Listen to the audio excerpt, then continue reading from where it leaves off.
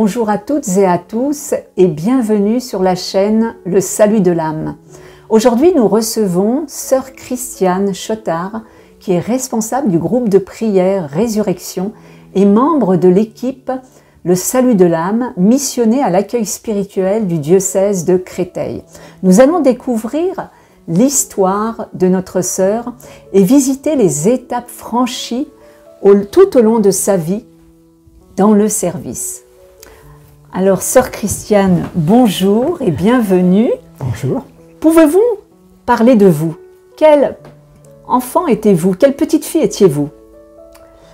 Eh bien, écoutez, voilà, moi je suis née à Limoges, dans une famille bien implantée dans la région, d'une famille qui a beaucoup souffert par la guerre, puisque mon père, mon grand-père, beaucoup de personnes sont mortes à la guerre. Mais c'était une famille profondément croyante et une famille unie, avec beaucoup de cousins. Enfin bon, c'était, et même si j'ai perdu mon père, on était très entourés. J'avais deux frères, une sœur, et on a vécu des moments heureux après la guerre, parce que c'est vrai, c'est une partie de ma vie qui a été une grande souffrance, même si je ne pouvais pas mettre des mots tellement dessus parce que j'étais toute petite, mais c'est vraiment une famille où j'ai pu être moi-même. Ma mère disait « j'ai pas eu le temps de m'occuper de toi, mais tu as bien poussé et tu étais toujours de bonne humeur ». Voilà. Alors, bon, à l'école, j'aimais bien l'école, pour tout ce qui était extrascolaire, mais tout ce qui était... Il y avait du théâtre à l'école, il y avait beaucoup de choses intéressantes. Alors dès qu'il fallait se plonger dans le travail, c'était moins drôle. Hein. Voilà. Bon, ce que je peux dire peut-être au niveau de ma vie de foi, de l'appel du Seigneur, dans cette école, on avait des moments d'adoration, pas très longs, et dès que je voyais l'hostie, j'étais vraiment très très heureuse. Et un jour, une camarade me pousse le coude et elle me dit « on dirait que tu es amoureuse toi ». Et c'est vrai, j'ai réalisé après, j'étais amoureuse du Seigneur. Bon, alors les années ont passé, j'avais lu entre-temps la vie de Thérèse de l'Enfant Jésus. Je trouvais ça très beau, mais être enfermé entre quatre murs toute une vie, c'était pas possible. Voilà. Donc, et en passant dans la chambre de ma mère, où il y avait des piles de livres, un jour j'ai feuilleté, j'ai regardé, j'ai trouvé un livre qui m'a beaucoup intéressé, qui était la vie de Marie-Euphrasie Pelletier, cette femme qui avait un amour extraordinaire pour les gens en souffrance, pour les gens blessés. Tout ce qu'elle a fait, c'est faramineux. Enfin, et en même temps, une vie de foi très grande, une simplicité. Et ça, pour moi, ça n'avait pas de prix. Et là, quand j'ai fini le livre, j'ai dit, c'est là que je rentrerai. Et je connaissais personne, hein. Donc, un jour, j'ai été voir. Et là, j'ai vu des sœurs qui étaient sympathiques, vraiment, qui savaient rire, qui savaient... Ah, j'ai dit, voilà, ça c'est bien. Je suis retournée chez moi, et puis, à l'âge de 21 ans, il fallait bien quand même que je prenne une décision. Je me suis dit, j'y retourne voir.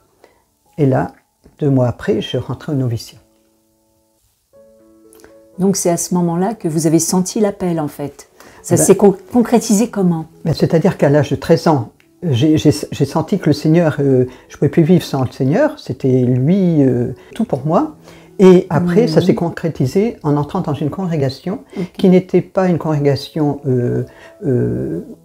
pour la santé, pour l'éducation, mais pour le service des gens en difficulté. Je pense que moi-même, j'avais souffert petite, même si je ne pouvais pas mettre de mots, mais toutes ces guerres, le fait de ne pas avoir mon père, c'était une souffrance, enfin bon. Et donc je voulais aider les gens qui étaient en souffrance. Dès que je voyais à l'école quelqu'un qui n'allait pas bien, j'allais le voir, je voulais l'aider. Bon, où il y a des gens qui se replient sur eux-mêmes dans la souffrance, où il y a des gens qui vont vers les autres pour les aider, parce qu'ils ne supportent pas aussi que les autres soient en souffrance. Voilà. Alors, qu'est-ce que ça vous a apporté alors? Qu'est-ce que ça vous a apporté? Eh ben, ce que ça m'a apporté, c'est de rentrer en congrégation, eh bien, d'avoir toujours ce souci et de la personne qui est en difficulté, qui est blessée, voilà. Donc, ça m'a permis, après le noviciat, de faire des études d'éducatrice, de mieux comprendre les mécanismes psychologiques de la personne, ça c'était important. Et après, eh bien, d'être sur le terrain.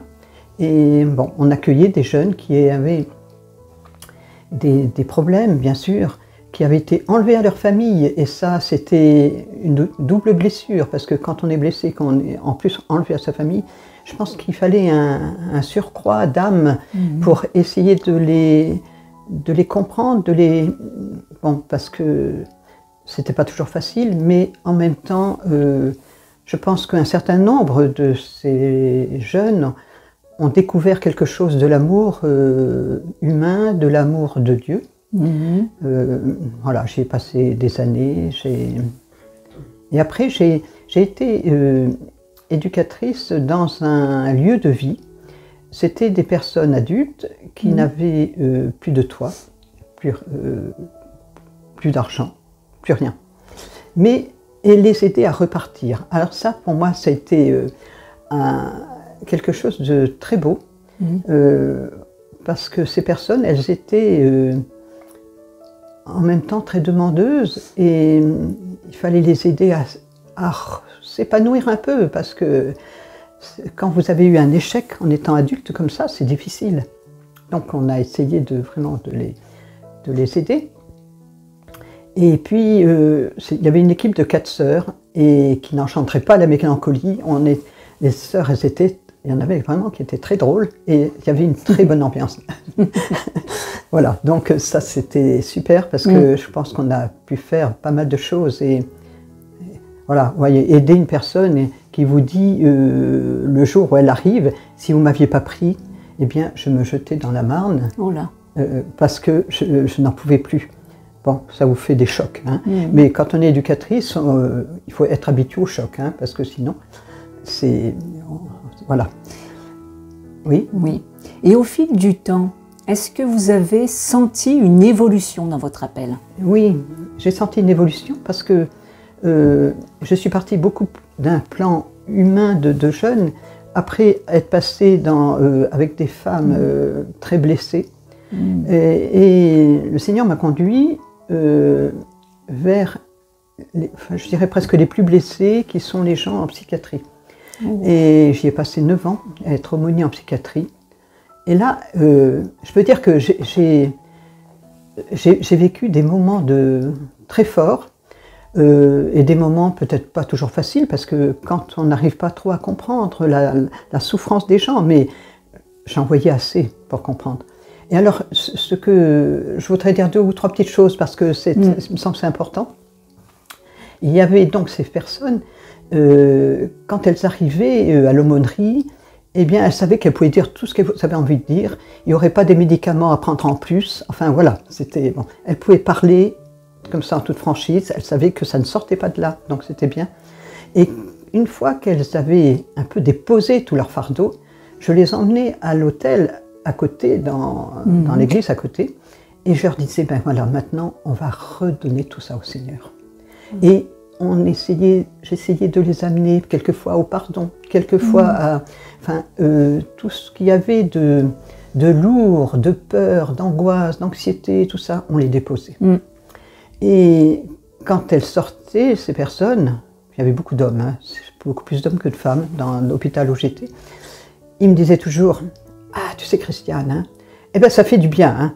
Bon, eh ben pour moi, quelle joie de savoir que j'ai pu faire le Seigneur a pu les rejoindre là où ils en étaient dans cette souffrance. Et puis on a été à Lourdes. Alors de Lille, j'étais à Lille à ce moment-là, et de Lille on allait à Lourdes.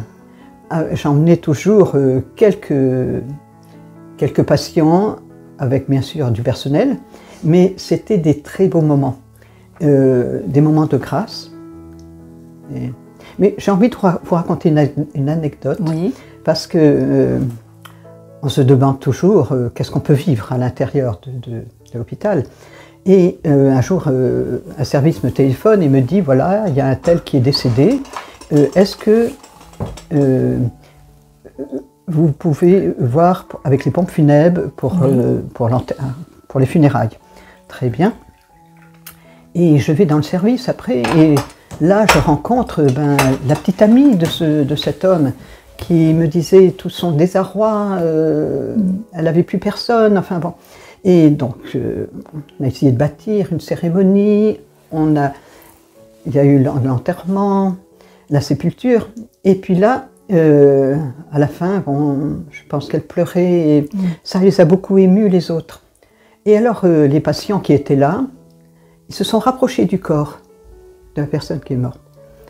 Ils ont mis leurs mains sur le corps et ils ont dit « Ne t'inquiète pas, on prendra soin d'elle ». C'était très beau. Oh là là. Vous voyez, je dirais qu'il y avait des gestes, de beaux gestes comme ça, qui... Moi, je dis, j'ai vécu de très belles choses. C'est magnifique. Bon, quelquefois, je me dis, quand je rentrais dans un service où je n'étais pas... où je voyais trop de souffrance, des gens emmurés en eux-mêmes. Bon, je demandais au Seigneur de les bénir, c'est tout ce que je pouvais faire, parce qu'on ne pouvait pas rentrer en contact. Bon, peut-être un sourire, c'était bien, mais voilà. Bon, mais... Et puis après, le Seigneur m'a amené à une autre chose, c'est quand j'étais à Angoulême, un service d'exorcisme. Alors, travailler avec un prêtre exorciste et accueillir les gens, alors c'était encore une autre dimension. Alors, je trouvais que ça allait crescendo. Chaque fois, le Seigneur me disait, allez un peu plus loin. Et ça, l'exorcisme, c'était aussi quelque chose. Et là, par exemple, il y a encore une personne, ça fait 12 ans au moins qu'on s'est rencontrés. On ne gardait jamais de contact avec les gens. Mais là, cette personne, je n'ai pas pu faire autrement, je crois. Et là, le chemin qu'a fait cette personne, qui allait se fourrer dans des trucs ésotériques, ça, il n'y a pas de problème, hein, c'était clair, et qui maintenant fait un chemin avec le Seigneur, je dirais, assez extraordinaire. Oh, c'est magnifique. Bon. Donc, voilà, je dirais que la joie, c'est une grande joie. Ça ne veut pas dire qu'il n'y a pas eu des moments où on s'est dit, qu'est-ce qu'on fait, mais... quand on vit avec les gens comme ça, il y a toujours des moments où il se passe quelque chose. Et ça, c'est super. Merci, sœur Christiane. Avec une telle expérience, qu'avez-vous retenu d'important, principalement important, à nous donner à nous? Il y a beaucoup de choses. Beaucoup de choses parce que... Oui, parce que c'est vrai que c'est décapant. Moi qui arrivais d'un milieu bien protégé, d'arriver avec des personnes très fragilisées, où tout est... elles sont d'une telle hypersensibilité que vous n'avez pas intérêt à dire un mot qui va pas. C'est important d'être très respectueux. C'est important que les personnes sentent qu'elles sont aimées, qu'elles sont aimées pour elles-mêmes. C'est important, je dirais, d'oublier un peu pourquoi les personnes quelquefois sont là.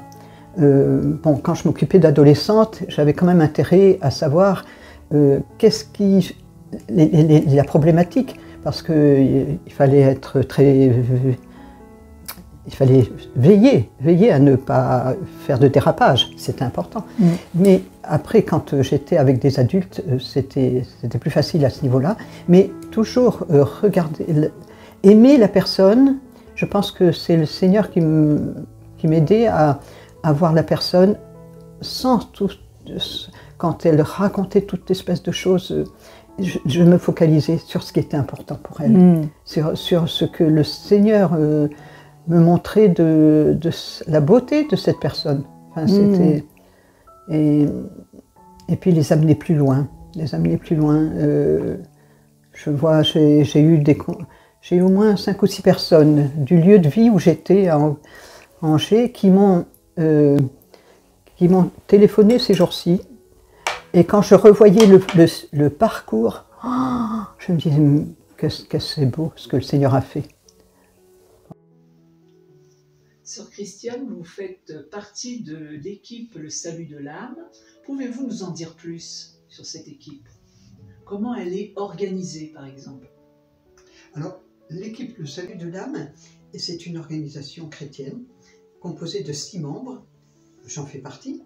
C'est une équipe dynamique qui est porteuse de projets, de beaucoup de projets variés. Alors, pour vous en dire plus, en effet, nous avons ouvert une association à but non lucratif qui s'appelle Le Salut de l'âme, qui propose divers services, tels que des collectes, des ventes solidaires, des événements caritatifs, du soutien social, de l'aide à la réinsertion, beaucoup de soutien. Voilà, c'est ce qui est en projet, c'est ce qui commence déjà à se faire. Voilà. Et puis nous avons également un beau projet qui est l'ouverture d'une formation chrétienne destinée à beaucoup de personnes. Alors cette école, pourquoi? Parce que notre monde aujourd'hui a perdu pas mal de valeurs. Notre monde, les gens ne savent plus trop où ils en sont. Et beaucoup veulent prendre le chemin du Seigneur, mais quelquefois ils se fourvoient. Et donc c'est important, cette école va vraiment aider, je pense, beaucoup de gens, de jeunes aussi, qui ne connaissent plus ce qui est bien de ce qui est mal. Enfin voilà, c'est donc important. Et puis nous collaborons avec le diocèse de Créteil sur une mission d'accueil spirituel et nous sommes missionnés par Monseigneur Santi.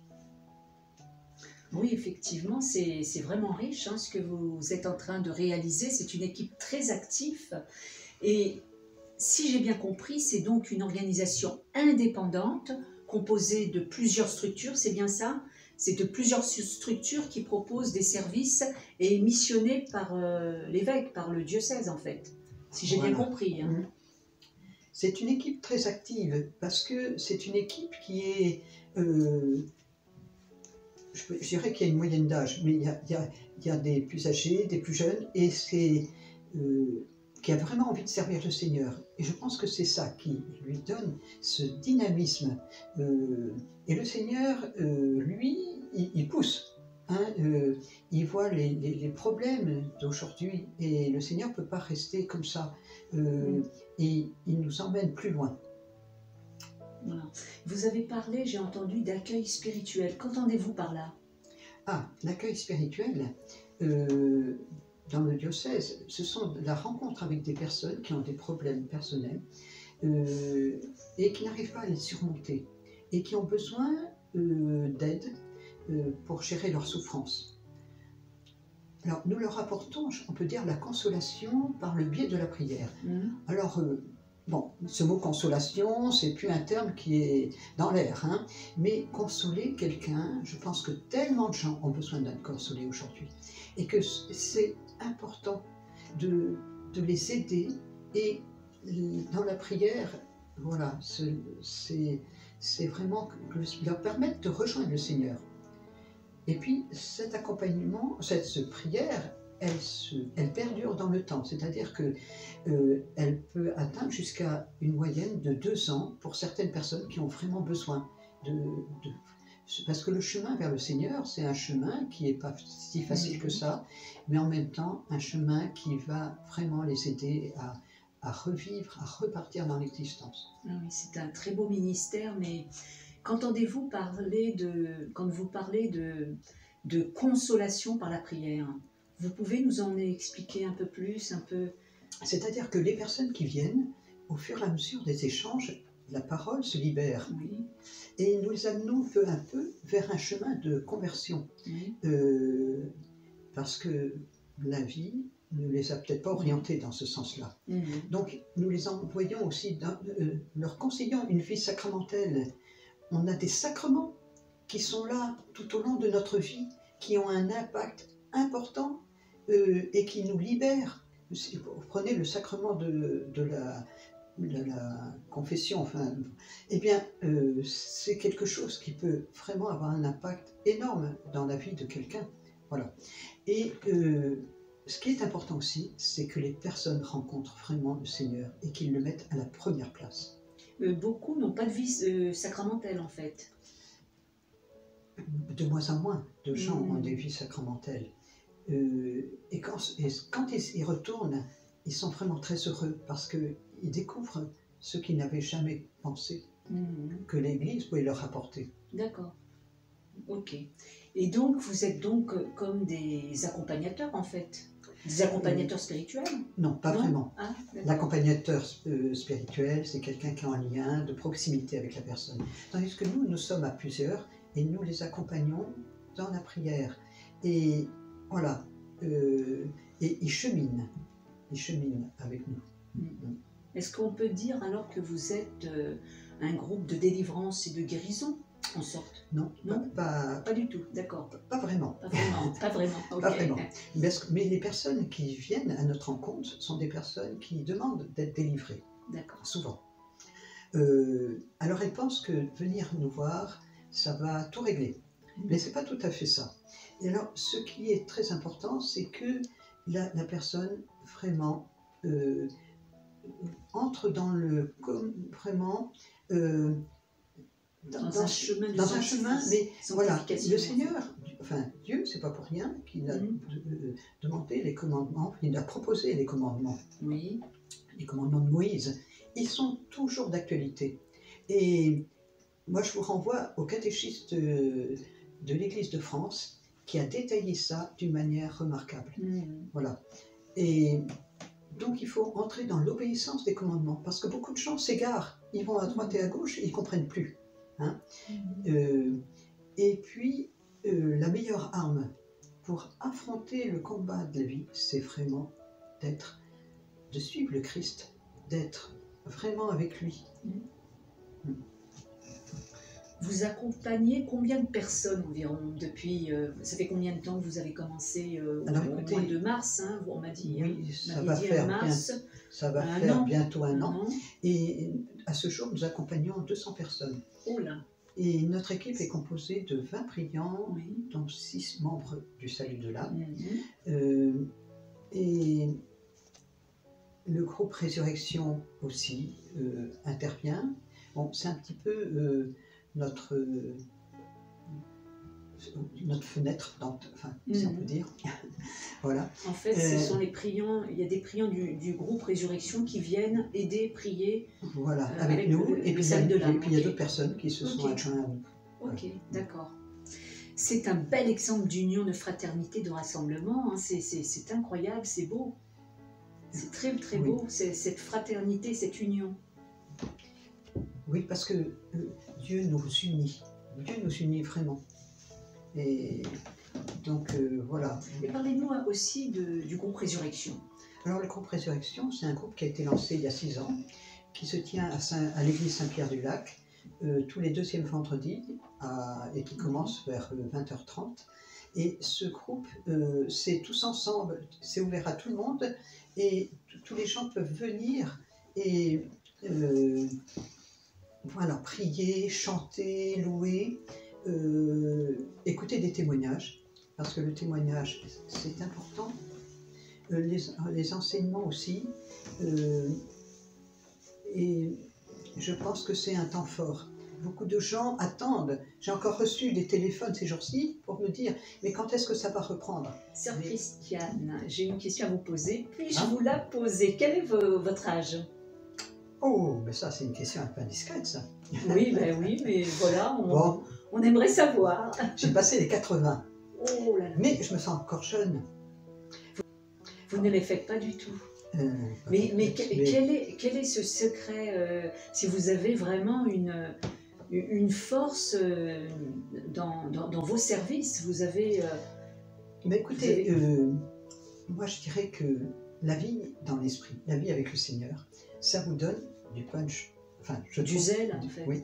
Et ben, le zèle, oui, le zèle pour nous, c'est important parce que dans ma congrégation, Oui. on fait un vœu de zèle. Ah, On fait les 3 vœux et un vœu de zèle. C'est-à-dire j'ai que jamais entendu parler de ça. c'est pas toujours facile de vivre Oui. avec des gens qui sont vraiment en difficulté. Mais c'est tellement une mission du Seigneur, c'est une bonne mission. Et pour les amener eh bien, au salut de leur âme. Et notre fondatrice, juste avant de mourir, ce qu'elle disait, je vous laisse en testament le salut des âmes. Bon, alors là, c'est quelle coïncidence d'avoir pris ce nom. Et je peux vous dire que moi, je n'étais pas c'est pas moi qui ai choisi ce nom, le salut de l'âme. Mais ça correspondait tellement à ce que je vivais et ce que j'ai reçu de la part de cette fondatrice et de mon fondateur qui est Saint Jean Eudes. Voilà, je trouve que c'est beau. Et puis, c'est toujours une joie d'aider quand on peut aider d'autres personnes. Bon, on a, c'est vrai, tout un recul, on a toute une expérience, et quel dommage de ne pas en faire profiter d'autres. Oui. Voilà. Merci, Sœur Christiane.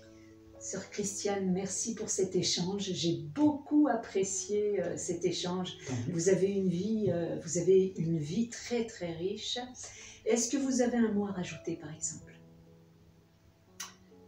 Moi, je voudrais dire que tout homme est une histoire sacrée, qu'il ne faut jamais désespérer de n'importe quelle situation. Et je pense qu'il y a toujours des mains tendues. Le Seigneur ne peut pas se résoudre. Il aime ses enfants sont importants pour lui.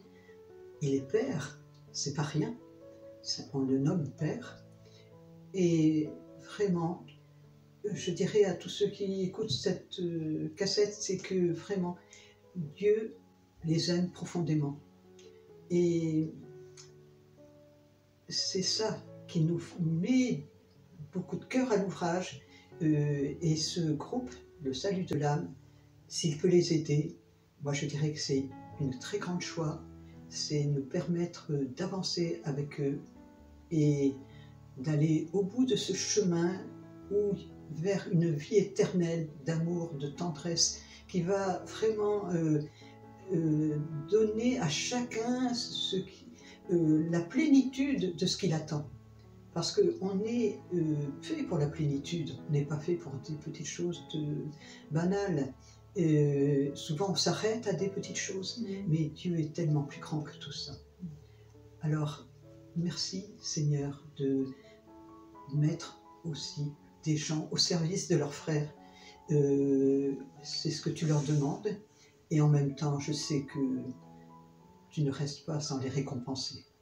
Merci, Sœur Christiane. Voilà ce que je voulais dire. Merci, chers auditeurs, de votre présence, de nous avoir écoutés, et je vous souhaite une très belle semaine et je vous donne rendez-vous à notre prochaine vidéo.